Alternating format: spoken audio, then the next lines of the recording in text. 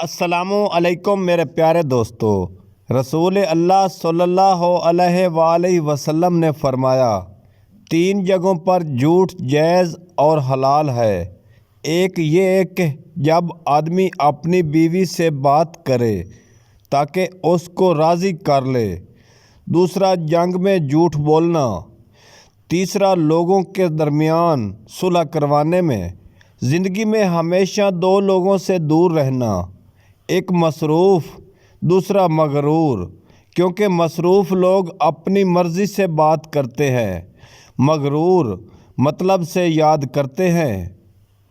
وقت کا جواب ہمارے جواب سے ہمیشہ بہتر ہوتا ہے، اور وقت صرف اس وقت جواب دیتا ہے جب ہم کسی کی زیادتی کا جواب دینے کی بجائے صبر سے کام لیتے ہیں۔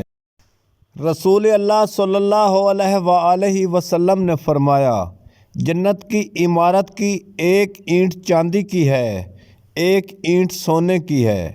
اس کا گارا خالص مشک ہے، اس کی کنکریاں موتی اور یاقوت ہیں، اور اس کی مٹی زعفران ہے۔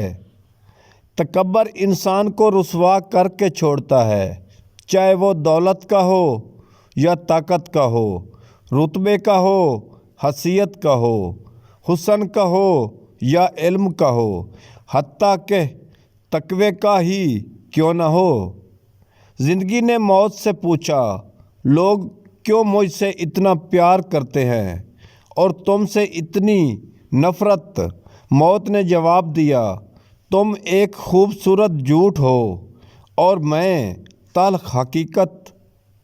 حضرت علی رضی اللہ عنہ نے فرمایا، جب دعا کرتے وقت تمہاری آنکھوں میں آنسو آنے لگے تو سمجھ جانا تمہاری دعا بارگاہ الہی میں قبول ہو چکی ہے۔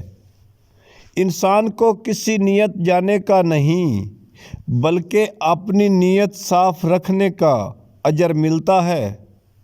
جب انسان خاموش ہو جائے اور اپنے حق کے لیے بھی نہ بولے تو سمجھ جاؤ وہ اپنے اندر بہت کچھ دفن کر چکا ہے۔